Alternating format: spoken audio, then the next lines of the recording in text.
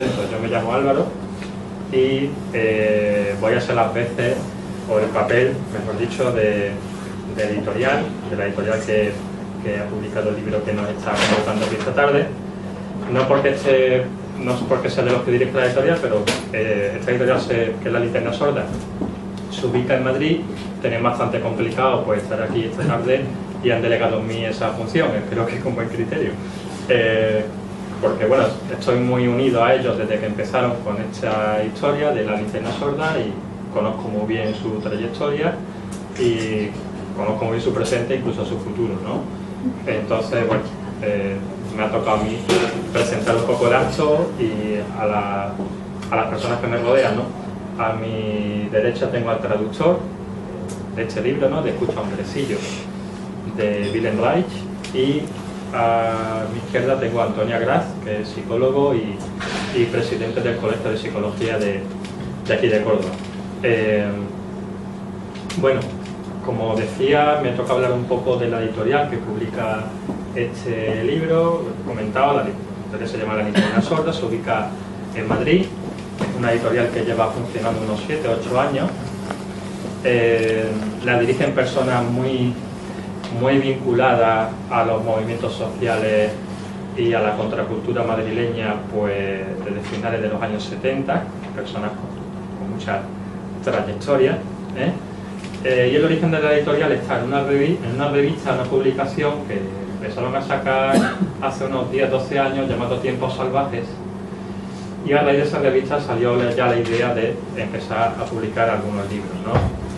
Tengo que decir que esta editorial parte de una óptica, por decirlo así, bastante libertaria, aunque ya tengo unos 25 títulos, más o menos. La temática es bastante variada y digamos que bastante abierta. Es una editorial que sobre todo se dedica al ensayo y bueno, yo lo que destaco, por lo menos a mí lo que más me atrae de La Linterna es que se esfuerza mucho en recuperar figuras o textos, digamos, por decirlo así, que forman parte del patrimonio de los movimientos sociales o el movimiento obrero, figuras o textos que han quedado bastante perdidos y que ellos, pues bueno, hacen ese esfuerzo de recuperación, ¿no? Dentro de la tradición, podemos decir, anticapitalista, del feminismo, del anarquismo, la teoría crítica, etc. Pero digo con bastante apertura de mira, ¿no? Algo que puede sonar así un poco dogmático, cerrado, y no lo es en su caso, ¿no? O sea, alguien ya ha dicho que tiene unos 25 títulos, lo distribuyen en diferentes colecciones. Y una cosa que sí destaco de la editorial es que, bueno, vivimos en una época donde la imagen lo es todo, el espectáculo lo es todo, ¿no? Y algunas veces a uno le da la impresión de que hay ciertos libros, ciertas publicaciones en los que prima la imagen del libro, prima la imagen y el diseño. Hay libros preciosos, ¿no? Hoy en día, pero quizás esa imagen algunas veces, por suerte no siempre, pero algunas veces no se corresponde con el contenido. El contenido puede ser decepcionante presentado en un libro precioso, ¿no? En la época que nos ha tocado vivir, así también, ¿no? Entonces, bueno, tengo que decir que ellos cuidan muchísimo las ediciones de los libros, los miman mucho, yo lo sé por experiencia directa. Hacen mucho trabajo la propia editorial de documentación. El libro de hoy, pues, por ejemplo, tiene mucho trabajo de documentación, de imágenes, fotografía en este caso. Cuidan mucho el papel, se imprimen en papel ecológico. Son libros muy mimados, pero que a la vez también se corresponden con un contenido muy valioso, ¿no? Muy valioso, por lo menos desde mi punto de vista, ¿no? Me pueden gustar más o menos las cosas que publican, pero creo que eso es una línea que es importante en esta editorial. Son conscientes de la importancia de la imagen, pero también son conscientes de que no se puede publicar cualquier cosa, ¿no? Y bueno, ese es el caso de este libro, ¿no? Bueno, yo quería más que nada, aparte de abrir el acto, pues hacer también algún comentario. Se me ha olvidado, tengo que disculpar también que la ausencia de Carlos Urban, un compañero de filosofía que es un especialista podemos decir, marxismo heterodoxo del siglo XIX, del siglo XX, pero por un motivo académico no puede estar aquí hoy, está en Barcelona y no ha podido estar presente, ¿no? Pero que en un principio fue también un poco de los que se animaron con este acto, ¿no? Entonces disculpo su ausencia. Y por lo tanto me toca a mí rellenar un poco las cosas que quería más o menos comentar, ¿no? Bueno, como decía, esta editorial valoro mucho su dedicación a rescatar textos que en su día fueron muy significativos y que hoy en día están bastante olvidados, ¿no? Y este es el caso del texto de Escucha hombrecillo, ¿no? De Reich. Yo pienso que hay libros que su historia, o sea, su historia social, por decirlo así, la historia de los motivos que llegaron a publicarlo, la historia de quién lo leyó, quién lo editó, por dónde se movió, en qué círculo se comentó. Creo que hay libros que se trascienden a sí mismos, a que crean efectos que van más allá del propio contenido del libro, y se convierten en fetiche. No llega a convertirse en libros fetiche, en ciertos movimientos y en ciertos círculos. Y este es el caso de Reich, este es el caso de este autor. No, quizás no tanto este libro también, pero libros suyos como la revolución sexual o la función del orgasmo tuvieron un impacto tremendo en los movimientos sociales de los años 60, sobre todo los años 60, años 70. La causa, por resumirla de un modo así concreto, es porque, bueno, él se convirtió en el pionero de lo que se vino a llamar, o se dio a llamar, Freud-marxismo.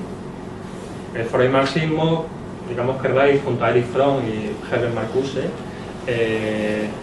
bueno, la idea es muy simple de explicar. Es decir, si Freud es un pesimista, Reich le dijo a Freud que era un conservador. Si Freud es un pesimista y un conservador, porque entiende que la maduración personal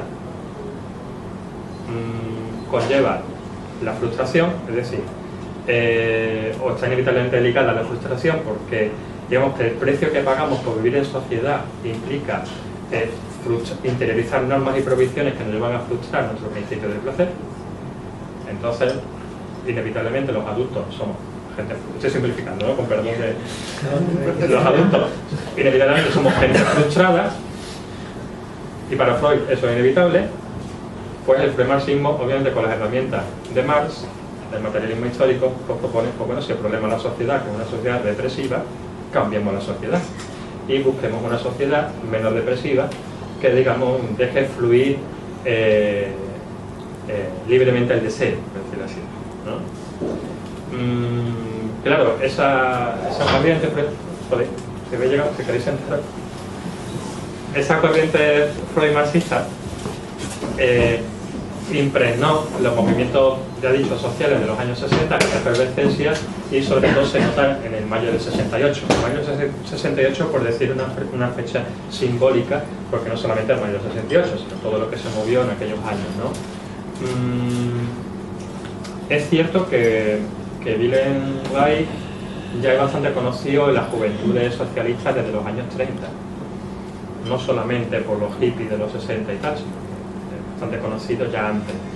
Y sí es cierto también que no caía demasiado bien entre los dirigentes de esos partidos. Hablaba demasiado de sexo y demasiado de liberación, y eso quizás podía de alguna manera socavar el ardor revolucionario de los jovencitos, ¿no? Pero bueno, la cuestión es que él era un tipo conocido, ¿no? Su militancia militó muchos años por la educación sexual de los jóvenes, cuestionó la familia, cuestionó el patriarcado, cuestionó la moral burguesa, abogó por la legalización de la anticoncepción o del aborto, y sobre todo, digamos, que se enfrentó a la represión sexual en la sociedad fordista, ¿no? Y también la stajanovista, también la sociedad soviética, ¿no? Y eso lo convirtió, yo creo que se forjó un mito, lo convirtió en un ídolo. O sea, en el mayo del 68, por ejemplo, en las paredes de... Perdona que siga un poco el texto, que si no me pierdo ya mucho y voy hasta aquí una hora. En las paredes de París se leía "Lea Reich y actúa en consecuencia".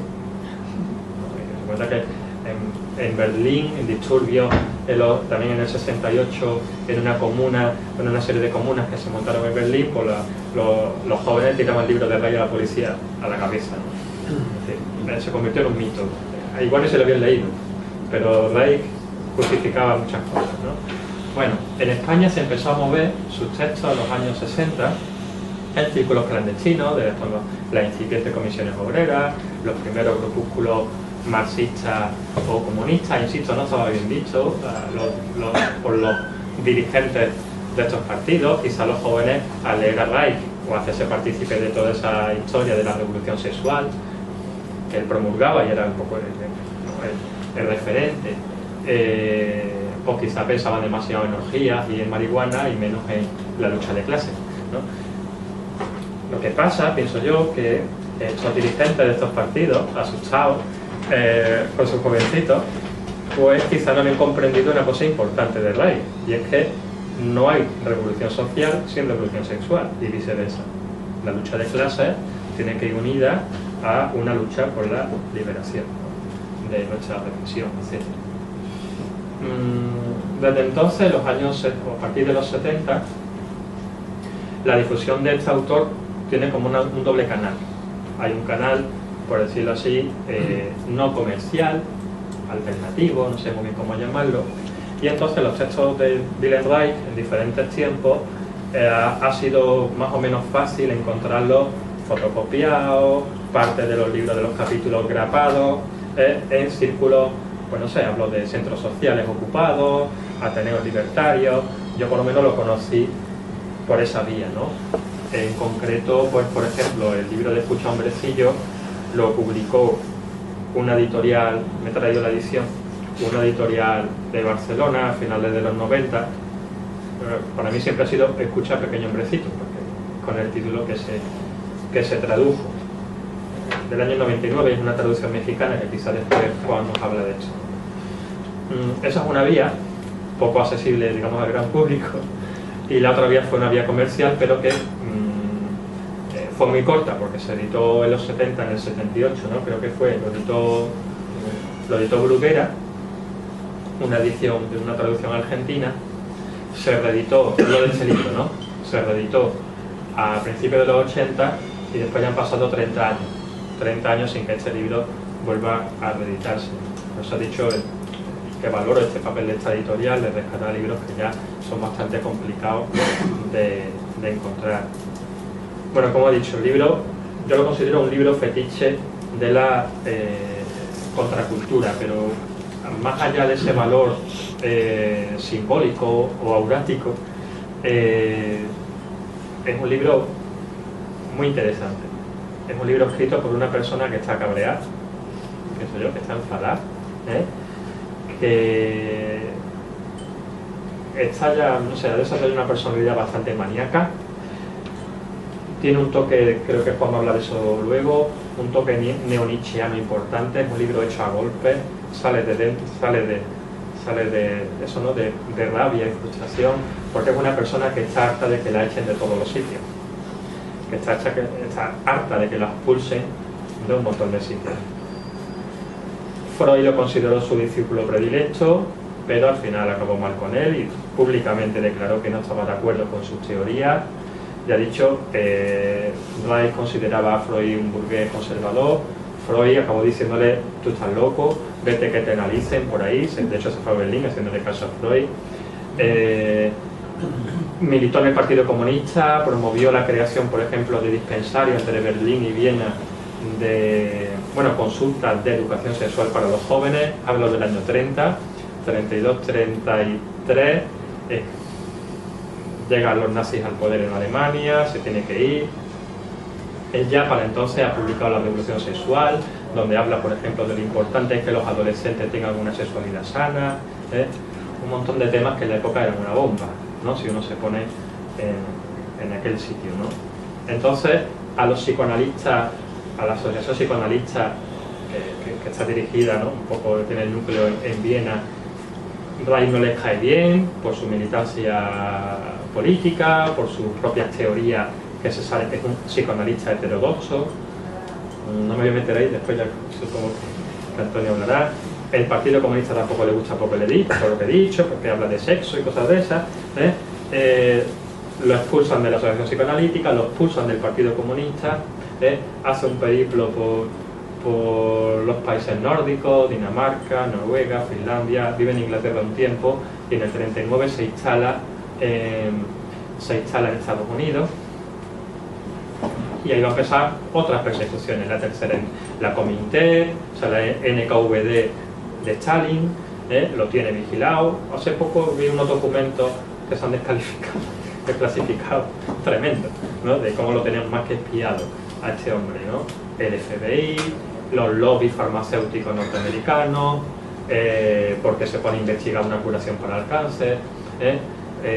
Un hombre que tenía mucho motivo para escribir este libro con esa mala uva que tiene, ¿no? Un libro a mí me recuerda a Cielo Zaratustra.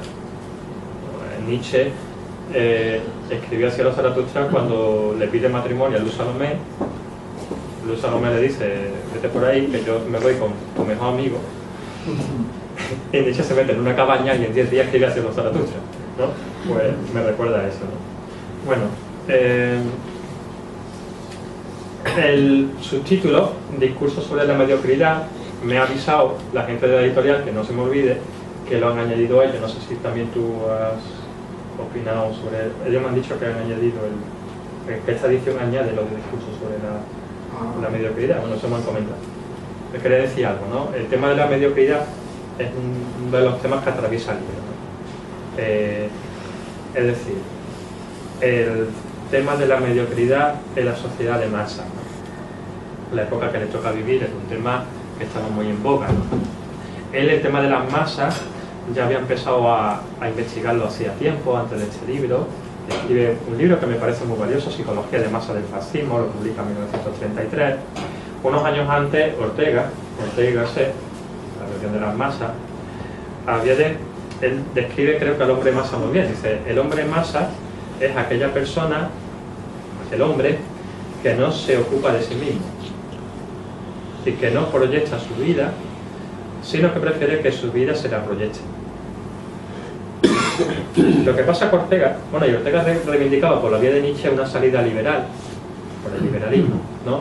Mientras que Reich, que podía opinar de forma muy parecida, no ve la salida en el liberalismo, sino que la ve en el psicoanálisis y en el marxismo, como he dicho antes, ¿no? Pero tienen diagnósticos que a mí me resultan muy familiares.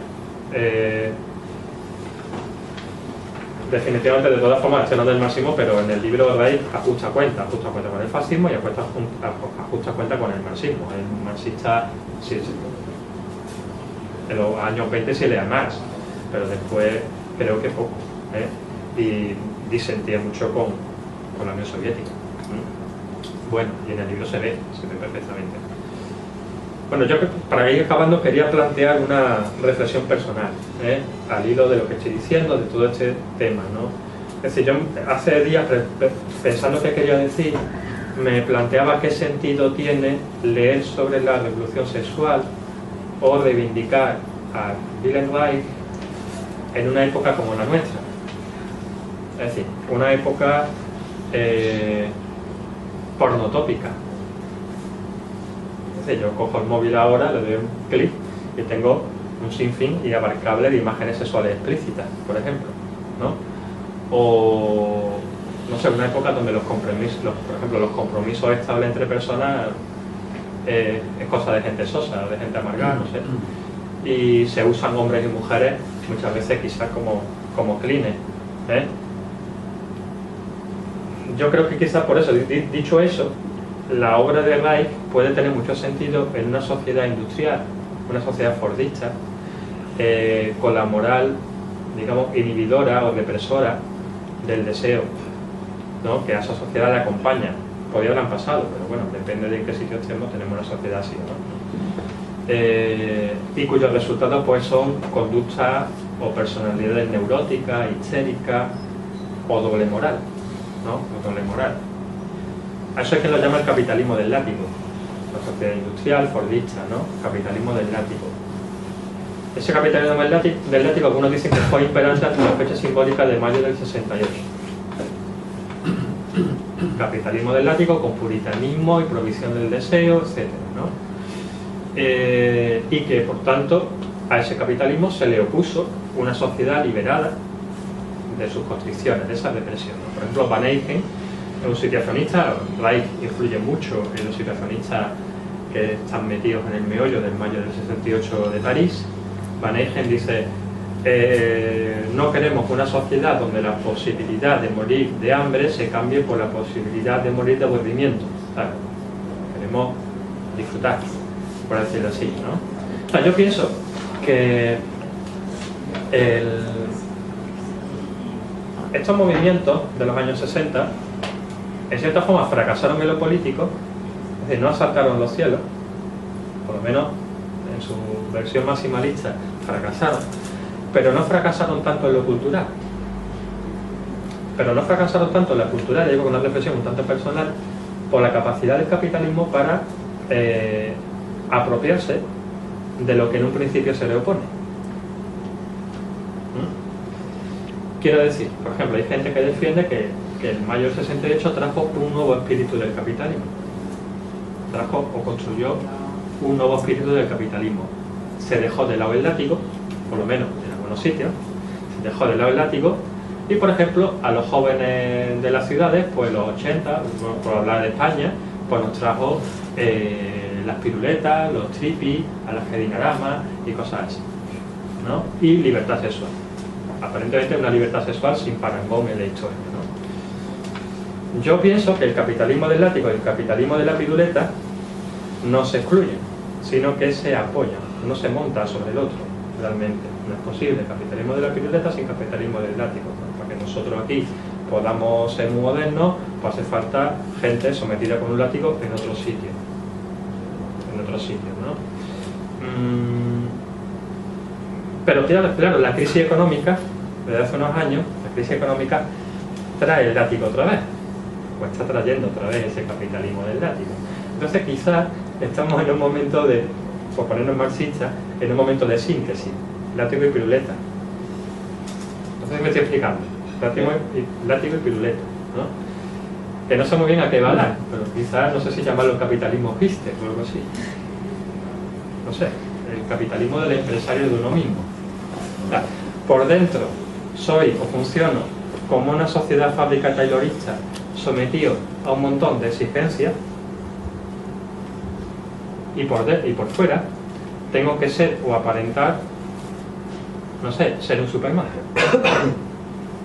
con mi cuerpo, en el trabajo, en el sexo, por ejemplo, los perfiles de las redes sociales. Es decir, me siento obligado a aparentar que soy feliz, que molo mucho. Capitalismo doblemente exigente.